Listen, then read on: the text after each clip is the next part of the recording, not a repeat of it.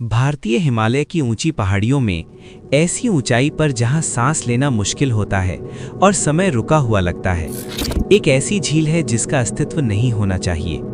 एक ऐसी झील जहां पानी हड्डियों को दिखाता है, जहां बर्फ पिघलती है और सैकड़ों इंसानी कंकाल अतीत से बाहर निकलते हैं।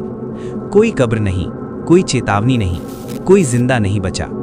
ये रूपकुंड झील है, जिसे स्थानीय लोग कंकाल झील के नाम से जानते हैं। ये लोग कौन थे, वे यहाँ क्यों मरे, और कौन सी शक्ति इतनी ताकतवर थी कि उन सभी को एक ही जगह पर मार डाला। रूपकुंड झील उत्तरी भारत के गढ़वाल हिमालय में समुद्र तल से लगभग 16,500 फीट की ऊंचाई पर है। साल के ज्यादातर समय ये बर्फ से ढकी रहती है। वहां पहुंचने के लिए हिमस्खलन, तूफान और कम हवा वाली जगहों से गुजरते हुए कई दिनों तक ट्रैकिंग करनी पड़ती है। आसपास कोई गांव नहीं है, कोई स्थायी बस्ती नहीं है, और फिर भी इन जमे हुए पानी के नीचे 300 से ज्यादा लोगों के अवशेष पड़े हैं। आदमी, औरतें, बच्चे, उनकी हड्डियां बिखरी हुई हैं, जैसे मौत अचानक आई हो और बिना किसी दया के। आधुनिक दुनिया को रूपकुंड के बारे में पहली बार 1942 में ब्रिटिश औपनिवेशिक शासन के दौरान पता चला। इस दूर दराज के इलाके में गश्त लगा रहे एक फॉरेस्ट रेंजर को कुछ ऐसा मिला जिसकी कल्पना भी नहीं की जा सकती थी। हर जगह इंसानी कंकाल। शुरुआत में अधिकारियों को सबसे बुरे की आशंका थी। क्या ये कोई खोई हुई सेना थी? दूसरे विश्व युद्ध के जापानी सैनिक? कोई भूला हुआ नरसंहार? ब्रिटिश लोगों ने जांच शुरू की, लेकिन हड्डियों ने एक बहुत पुरानी कहानी बताई। दशकों बाद आधुनिक विज्ञान रूपकुंड लौटा। कार्बन डेटिंग से एक चौंकाने वाली सच्चाई सामने आई। कई कंकाल 1200 साल से भी ज्यादा पुराने थे, जो लगभग 800-900 सीई के थे। फिर सबसे परेशान करने वाली खोज हुई। लगभग हर खोपड़ी पर कुचलने वाले जोरदार चोट के निशान थे, जो सिर के ऊपरी हिस्से पर थे। बचाव के कोई घाव नहीं थे, हथियार के कोई निशान नहीं थे।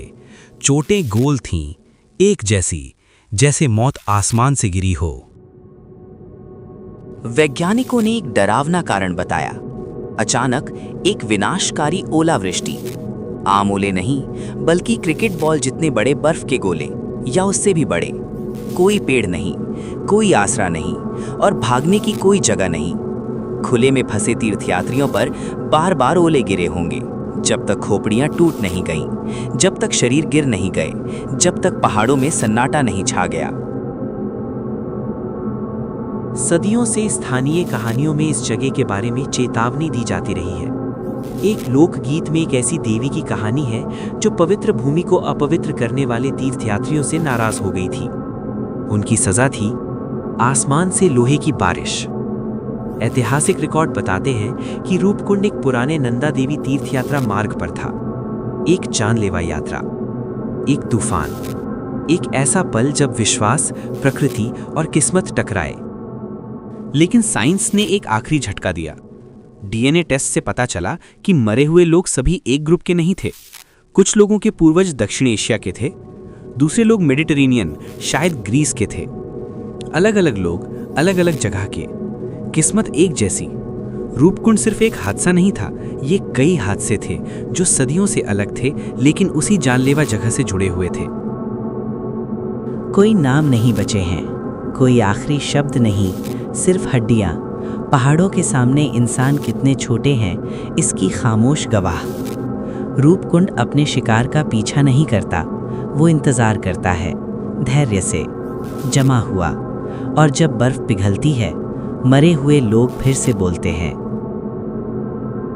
रूपकुंड झील शापित नहीं है, ये बुरी नहीं है, ये सच्ची है। ये इस बात की याद दिलाती है कि इतिहास सिर्फ किताबों में ही नहीं लिखा जाता, बल्कि हड्डियों, बर्फ और खामोशी में भी लिखा जाता है। हिमालय की ऊंचाइयों पर झील वही है, अपने रहस्यों की रखवाली कर रही है, इंतजार कर रही है।